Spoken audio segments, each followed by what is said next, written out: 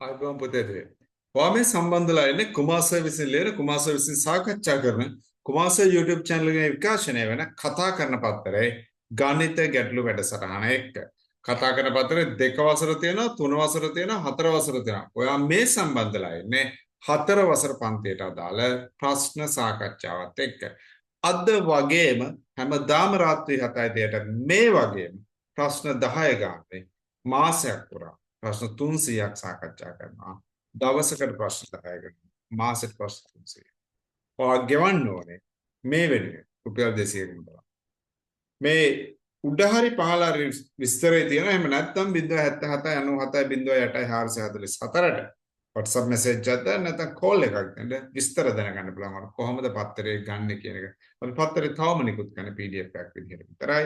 ඉදිරියේදී බලමු අපි printed version එක නිකුත් කරනවා නැද්ද කියන එක. දැනට ඔයාලට PDF එක අරගෙන print out එකක් අරගෙන පන්තියට සම්බන්ධ වෙන්න පුළුවන්. අපි යනවා අද දවසේ ප්‍රශ්න පත්‍රාංක 5 සාකච්ඡා කරන්න. ප්‍රශ්න පත්‍රාංක හොඳ ප්‍රශ්න ටිකක් tie වගේ පේනවා. ටිකක් දිග ප්‍රශ්න තියෙනවා වගේ පේන බලමු මොන විදිහට උත්තර දෙන්න අවශ්‍ය කියලා. ඔන්න රෙඩි. වැඩේ පටන්. ක්‍රීඩා කරන විට පහත පරිදි පැනිය යුතුය. පැන යා යුතුය. කොහොමද? අඩි 2ක් පයින්නවා 3ක් පයින්නවා 2 3 2 3 2 3 2 3 කියලා තමයි පැනගෙන ඉස්සරහට යන්නේ. අපි උඩ ඉඳ හදාගමු. හරි. මම දැන් 2ක් පෙන්නොත් ඊළඟ 3ක් පයින්න ඕන. අන්න ඒ විදිහට තමයි යන්නේ ඉස්සරහට. හරි.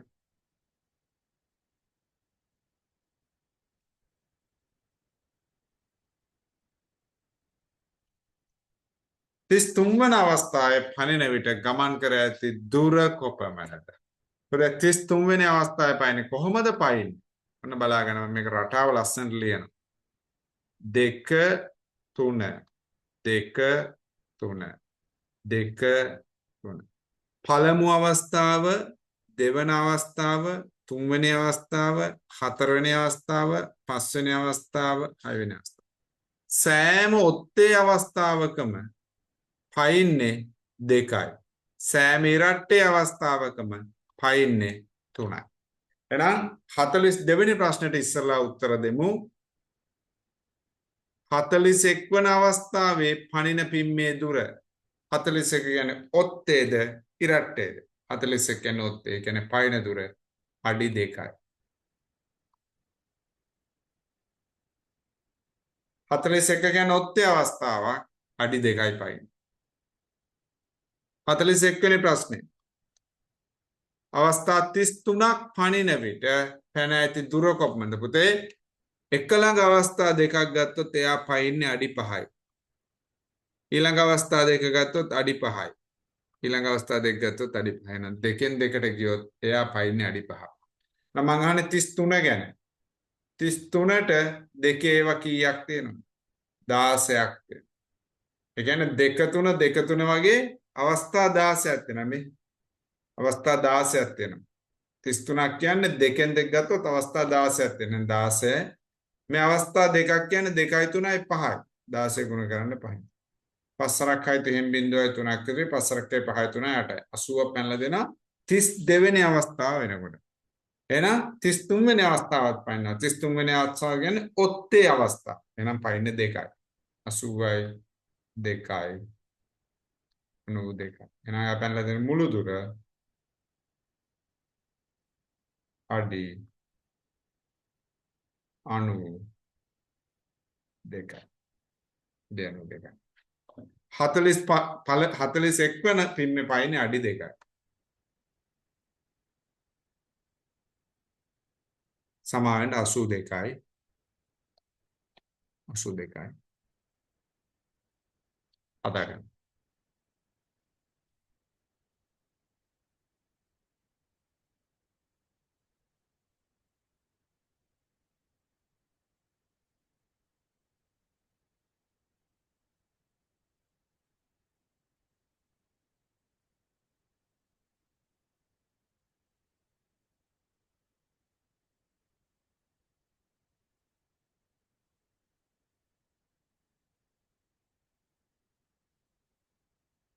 අමාරු ප්‍රශ්න නේද?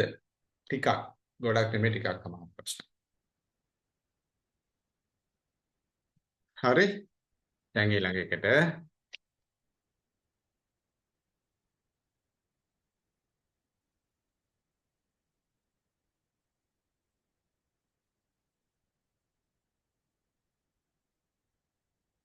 අඳුරු කළ ප්‍රමාණය මුළු රූපයෙන් කවර භාගයද? පුතේ මුළු රූපේ කොටු කීයක් තියෙනවද? 1 2 3 4යි.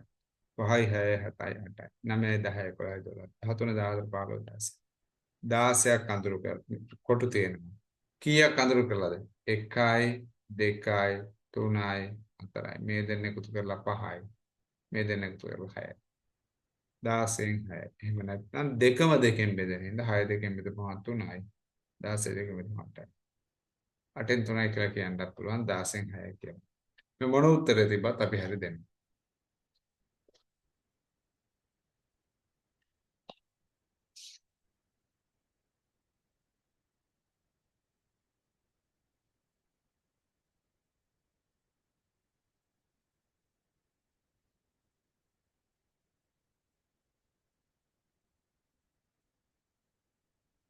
හරි. ඊළඟ එකට එන්න. කියව ගන්නකෝ එතන මම මේක හදා ගන්නකම්. සෑම මාසකම පළමු දිනේ අපගේ නිවස පිරිසිදු කිරීම සිදු කරයි. අද ජනවාරි 25 වෙනි බදාදා නම් මේ මාසයේ නිවස පවිත්‍ර කළ දවස. ඒ කියන්නේ පුතේ ගානේ හැටියට කියන හැම හැම පළවෙනිදා මාසයක පළමු දිනේ අපගේ නිවස පිරිසිදු කරනවා.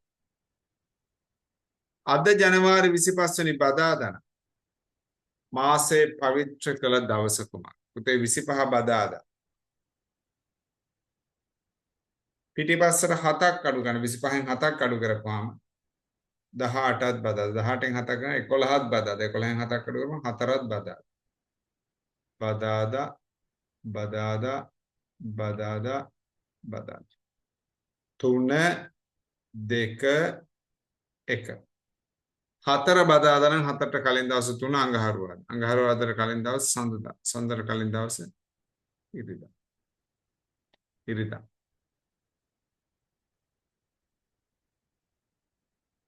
ඉරිදා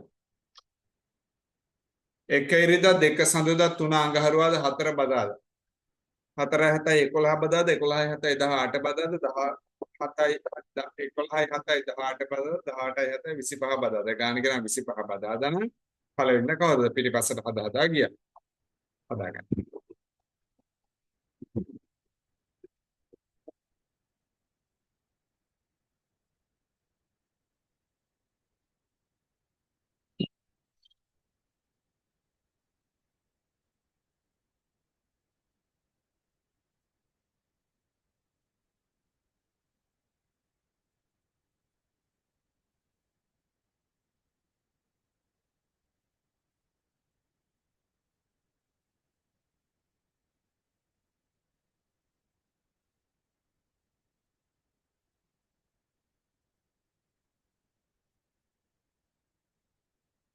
හරි නේද? අපි ඊළඟ එකට 45 වෙනි ප්‍රශ්නේ. 45යි 46යි උඩ හදමු. ඔය ගානට ප්‍රශ්න කියලා. ඒකට උඩ ඉඩ අපිට හදන්න.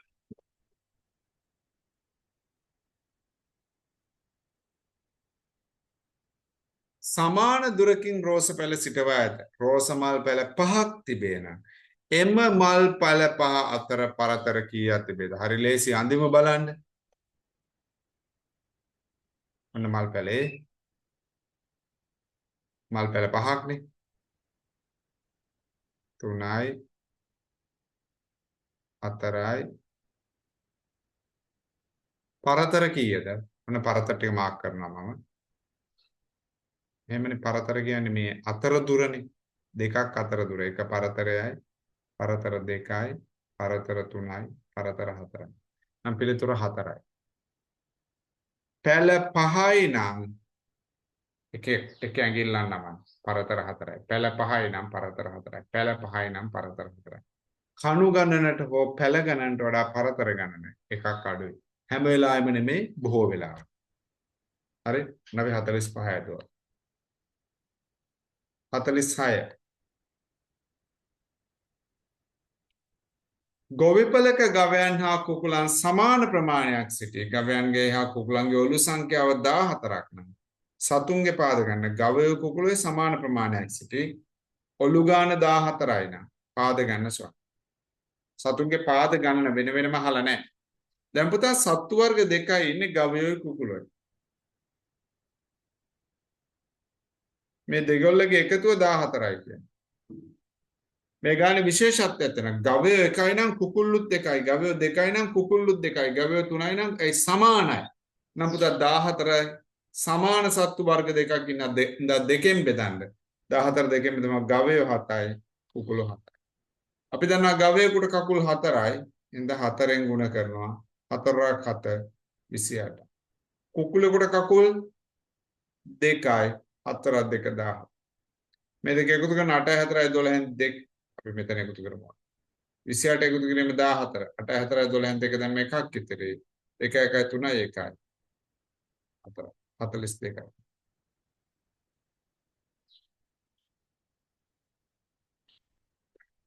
අපලිස් දෙකයි.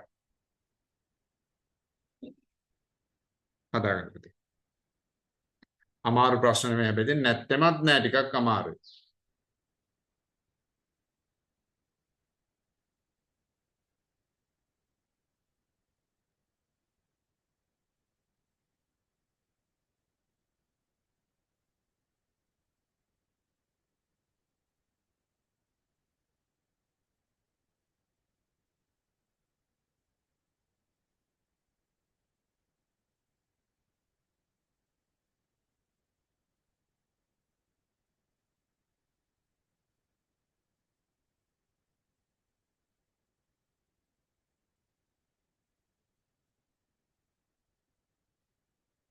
හරි අපි යන් ඊළඟ ප්‍රශ්න. 47 වෙනි ප්‍රශ්න.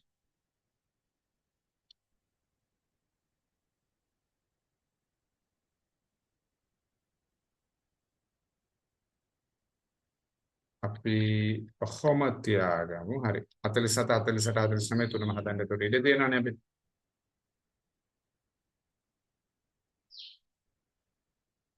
මට වයස 5ක් වන විට තාත්තට 28. මගේ වයස පියාගේ වයසින් හරි අඩක් වන විට පියාගේ වයස කීයද? කොහොමද හොයන්නේ? ගානේ ඉන්නේ දෙන්නයි. මම තාත්තා. මට වයස 5යි. තාත්තට වයස 28යි. හරි. ඔන්න පළවෙනි කොටස හරි. මගේ වයස පියාගේ වයසෙන් හරි අඩක් වන විට පියාගේ වයස කීයක් වේද? එහෙනම් අපි බලන්න ඕන මෙහෙම. මම 6ක් නම් තාත්තට 29යි. මම 7ක් නම් තාත්තට 30යි. කොහොම ලේලියා බලන්න ඕන එක පොයින්ට් එකක් හම්බෙන්න ඕන. මේ වයසෙන් භාගයක් මෙතන වයස වෙන්නේ. හරි අඩක්නේ. ප්‍රශ්න තියෙන පුතේ මේක ලේලියා මේ වැඩේ කරන්න බෑ. මේක ලේලියා කරන්න බෑ අපිට. හරිද? ඒකට අපි ලේසි ක්‍රමයක් හොයාගමු. ගානේ කියනනේ ඉලක්කම් දෙක. ඒ ඉලක්කම් දෙකේ ලොකු ඉලක්කම 28, කුඩා ඉලක්කම 5. 28න් 5ක් අඩු කරා. 23. මට වයස 23 දී තමයි මම වගේ දෙගුණයක් වෙන්න තාත්තට. ඇත්තද බලමු. නැත්තම් අපි හදමු. හරිද? 23යි නම් පියා ඒ වගේ දෙගුණයක් 46යි. ඇත්තද බලන්නේ කොහොමද? දැන් මේ අතර වෙනස බලන්න. 3න් 5ක් බෑ 13න් 5ක් 8යි. 18. 16න් 8 8යි. 3න් 2ක් 1යි. වයස වැඩි වෙලා තියෙන්නේ මේකෙත් 18යි වැඩි වෙලා තියෙන්නේ. මේකෙත් 18යි වැඩි වෙලා. නේ සමාන ගානට එකින් එක ඔයා ලියලියා කියනනම් පේලි 18ක් ලියන්න ඕන පල්ලෙහාට. දැන් එහෙම ලියන්න ඕනුනේ නැහැ. මොකද මං කරේ? වයස දෙගුණ වෙන අවස්ථාව හොයන්න ඕන හින්දා මං කරපු දේ තමයි. ලොකු ඉලක්කමෙන් කුඩා ඉලක්කම අඩු කරා. දෙන්නගේ වයස දීලා තියෙන ජෝඩුව කවුද? තාත්තයි පුතයි. තාත්තයි මමයි. තාත්තා 28යි මම 5යි. මම වගේ දෙගුණයක් වෙන්නේ තාත්තට වයස කීයක් වෙනවද? මම වගේ දෙගුණයක් වෙනකොට. එහෙම නැත්නම් ඒක අනිත් පැත්තට නම් මගේ වයස පියාගේ වයසෙන් හරියට. මේක යහන්නේ අනිත් පැත්තට. තාත්තගේ වයසෙන් භාගයක් වෙනකොට තාත්තට කීයද? ඕකම අහන්න පුළුවන්. මගේ වයසෙන් දෙගුණයක් වෙන විට තාත්තට වයස කීයද? මේක අහන්නේ තාත්තගේ වයසෙන් භාගයක් වෙනකොට. කොහොම ඇහුවත් ලොකු එකෙන් කොඩායක අඩු කරන්න උත්තරේ 23යි. 28න් 5ක් අඩු කරා 23යි. 23 වෙන්නේ මගේ වයස. මට 23 නම් තාත්තට ඒ වගේ දෙගුණයක් 46යි. එහෙනම් පිළිතුර 46යි. 46යි.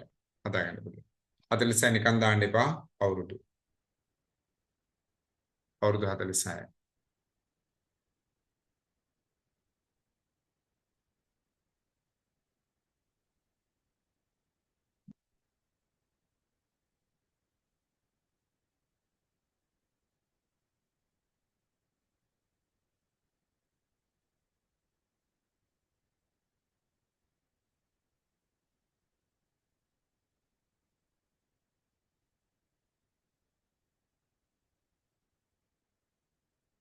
හරි. අපි යන් ඊළඟ එකට.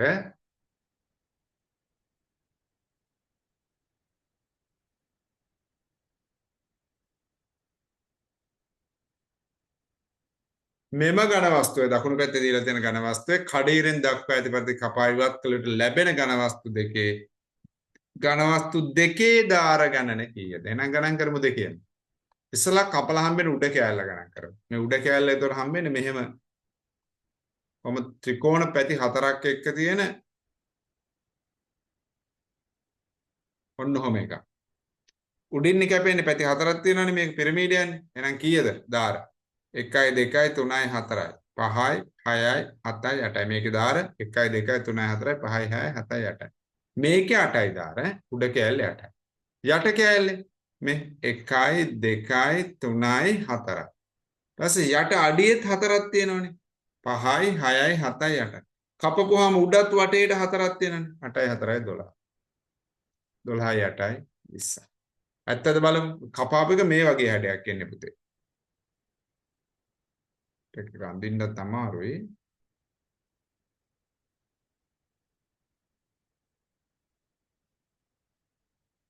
ඔන්න ඔය වගේ හැඩයක් එද්දක් ඈතට තව විහිදෙන්න ඕන. එතකොට දාර 1යි 2යි 3යි 4යි 5යි 6යි 7යි 8යි 9යි 10යි 11යි 12.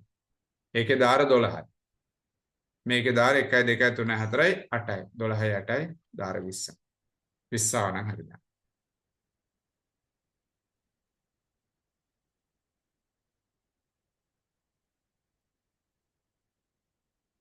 හරි.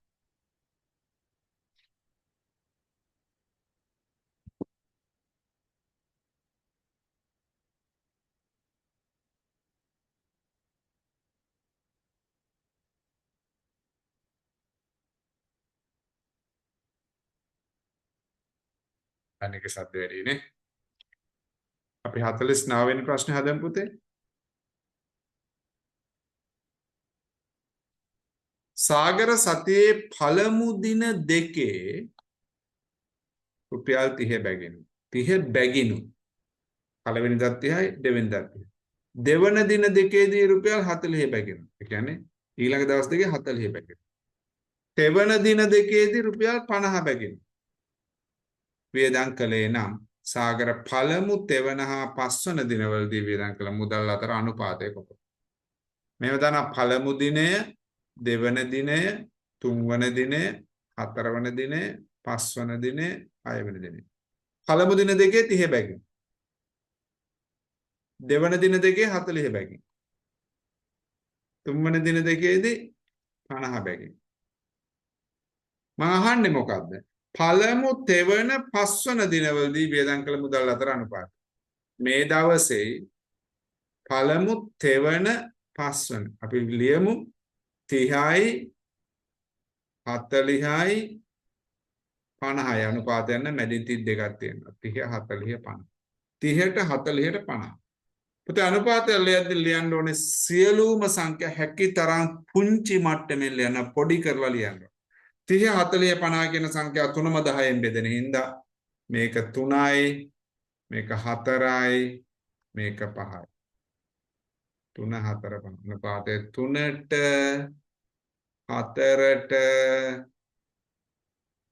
5 කෙනෙක් ලියලා තිබ්බොත් 30 40 50 කියලා පුතේ දුවේ අපි හරි දෙමු දැනට පස්සේ ඔය පොඩි කරන වැඩේ ඉගෙන ගමු ඈ 30 40 50 කියලා තිබ්බත් හරි දෙමු ප්‍රශ්න දිගයි ලොකුයි එහෙම හිතනවාද? එහෙම හිතනවා නම් හිතන හැම වෙලාවකම ශිෂ්‍යත්ව ප්‍රශ්න පත්‍රයේ පෙරලලා බලන්න මේවා ලොකු ප්‍රශ්න නෙමෙයි කියන එක මම ඔන්න එතකොට කිව්වා.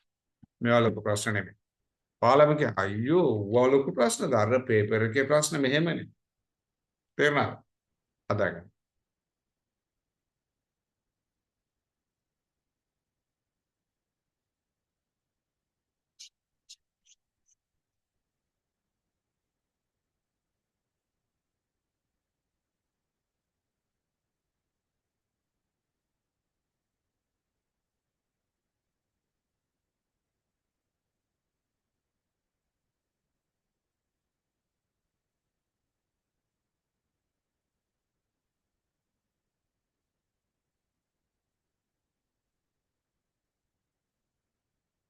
ඊළඟට 50.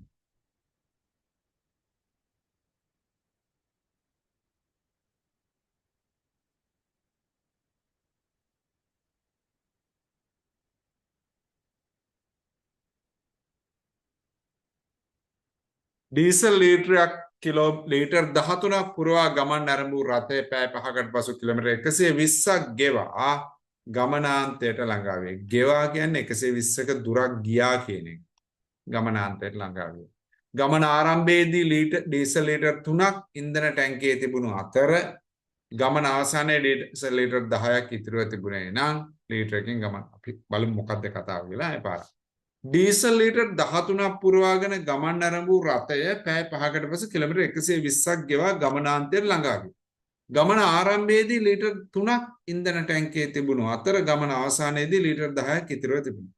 ඩීසල් ලීටරකින් ගමන් කළ දුර. පළවෙනි පොයින්ට් එක වැඩේට ගියපු ඩීසල් ලීටර් ප්‍රමාණය ගන්න. පටන් ගද්දී 3ක් තිබ්බා. තව කීයක්ද පුරවාගත්තේ? 13ක්. 13යි 3යි 16යි. කොහොම ටැංක් එකේ ලීටර් 16ක් තියෙනවා. ගමන ගිහිල්ලා ඉවර වෙනකොට ඩීසල් ලීටර් 10ක් ඉතුරු වෙනවා. 16න් 10ක් අඩු කරා. එහෙනම් වැඩේට බෙදන් වෙලා දැන් ලීටර් 6යි. ඒ ලීටර් 6ෙන් තමයි කිලෝමීටර් 120ක් ගිහින් තියෙන්නේ. නෑ 120 බෙදන්න ඕන. 6ෙන් දෙකට එකට 6 ඒව නෑ 12ට 6 ඒව දෙකක්. දෙවරක් 6 12 ඉතිරිනේ 20. එහෙනම් පුතා ලීටර් එකකින් කිලෝමීටර් 20ක් යනවා. ලීටර් 13ක් පුරවාගෙන ගමන ආරම්භයි. කිලෝමීටර් 120ක් යනවා. ගමන ආරම්භයේදී ඉන්ධන ටැංක් එකේ 3ක් තිබ්බා. තව 3ක් දානවා. ලීටර් 3ක් 13ක් පුරවාගෙන ගමන ආරම්භන්නේ. 3ක් තිබ්බා තව 13ක් දානවා 16යි. වැඩේ ඉවර වෙනකොට අවසානයේ බලනකොට තව කීයක් ඉතිරි වෙලා තියෙනවද? 10ක් ඉතිරිලා තියෙනවා. දැන් ඒ 10 අඩු කරනවා. එතකොට අපිට හොයාගන්න 6යි අතරම වියදම් වෙලා තියෙනවා. ඒ 6න් ලීටර් 6න් කිලෝමීටර් 120ක් ගිහින් 126න් වෙන. ඔන්නෝම තමයි ප්‍රශ්නේ එන්නේ. ඔයාගේ පේපර් එකට අද ලකුණු ගන්න කීයද කියලා කමෙන්ට් සෙක්ෂන් එකේ ඉරලා කමෙන්ට් එකක් දාන්න. එක ප්‍රශ්නයකට ලකුණු 10 ගානේ ප්‍රශ්න 10ට ලකුණු 100ක් හම්බ වෙනවා. ලේසි ප්‍රශ්න තිබ්බා, අමාරු ප්‍රශ්න තිබ්බා, වැල්වට ආරම්භ වගේ දිග ප්‍රශ්න තිබ්බා. මේ මොකක්ද හදන්නේ පුතේ මොන ප්‍රශ්නෙත් හදන්නේ ශිෂ්‍යත්ව විභාගයේ මට්ටමට ගැලපෙන. ඒ හින්දා අමාරුයි තමයි මම දන්නා සමහර ප්‍රශ්න. ඒත් මේවා ලේසියෙන් උත්තර ලියන දරුවොත් ඉන්නේ. දැන් අපි try කරමු ඔක්කොම මේ මට්ටමට එන්න. තව මේට වඩා හොඳ ප්‍රශ්න පත්‍රයක් ගන්න. හොඳ කියලා කියන්නේ ශිෂ්‍යත්ව මට්ටමේම ප්‍රශ්න වලට එන්න පටන් ගන්නවා ලබන අවුරුද්දේ පෙබරවාරි වගේ වෙනකොට. සමහරවිට කලින් එන්නත් ඉඩ තියෙනවා. හරි? එහෙනම් පුතේ දුවේ මේ එදිනෙදා දෙන වැඩ ටික හොඳට කරගෙන යන්න. එදිනෙදා කරන ටික හොඳට කරන්න. එතකොට නැවත අපිට අලුත් අමාරු පේපර් එකක් ආවත් බය වෙන්න ඕනේ. අපි එදිනෙදා කොටස ඇතුළේ හොඳට ප්‍රශ්න වලට උත්තර ඔළුවට දාගෙන තියෙනවා. එහෙනම් අද දවසේ ටිකක් මෙතන නතර කරනවා. නැවත හම්බෙන්නේ හෙටත් මේ වෙලාවට. තවත් මේ වගේම ප්‍රශ්න 10ක් සාකච්ඡා කරනවා. එක් දෙවිතේ